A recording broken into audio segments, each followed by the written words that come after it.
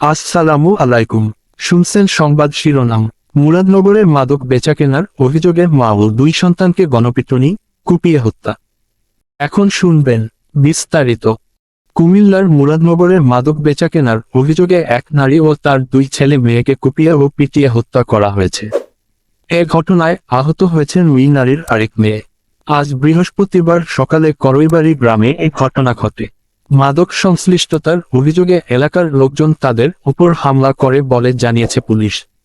নিহত ব্যক্তিরা হলেন করইবাড়ি গ্রামের খলিলুর রহমানের স্ত্রী রোকসানা আক্তার ওরফে রবি, তার ছেলে রাসেল মিয়া ও মেয়ে জোনাকি আক্তার।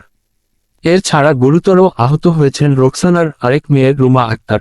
এ সম্পর্কে মুরাদনগরের বাঙ্গুরা বাজার থানার ভারপ্রাপ্ত কর্মকর্তা ওসি মাহফুজুর রহমান বলেন, পরিবারটির বিরুদ্ধে দীর্ঘদিন ধরে মাদক সংশ্লিষ্টতার অভিযোগ রয়েছে।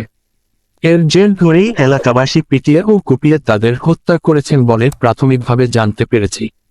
ঘটনাটি তদন্ত করে দেখছি। স্থানীয় তিনজন বাসিন্দার সঙ্গে কথা বলে জানা গেছে, ওই পরিবারের সদস্যরা দীর্ঘদিন ধরে মাদক ব্যবসার সঙ্গে জড়িত। এই নিয়ে এলাকাবাসীর সঙ্গে তাদের বিরোধ ছিল। আজ সকালে উভয়ের পক্ষের মধ্যে নতুন করে বাকবিতণ্ডা ও হাতাহাতি হয়। এক পর্যায়ে উত্তেজিত লোকজন গণপিটুনি ও কুপিয়ে তাদের হত্যা করে। ব্রাহ্মণবাড়িয়া 24.নিউজ।